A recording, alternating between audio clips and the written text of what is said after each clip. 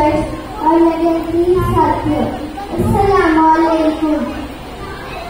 देखती आंखों और सुनते कानों को मेरी तरफ से जश्न आज़ादी मुबारक। आज मुझे इस मौजूद पर लफ्ज़ कुशाई करने का मौका मिला है, वो है मेरी पहचान पाकिस्तान।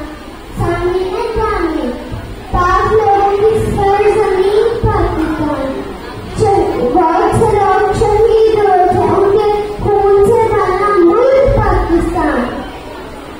इकबाल का ख्वाब, यादव की कुर्बानी और कायद की मेहनत का संभल पाकिस्तान, फातिमा जिन्ना का प्यारा पाकिस्तान। सामने ग्रामी मेरी आन पाकिस्तान, मेरी शान पाकिस्तान, मेरा वकार पाकिस्तान, मुसलमानों की आंखों में काला पाकिस्तान, ये है हमारा प्यारा पाकिस्तान।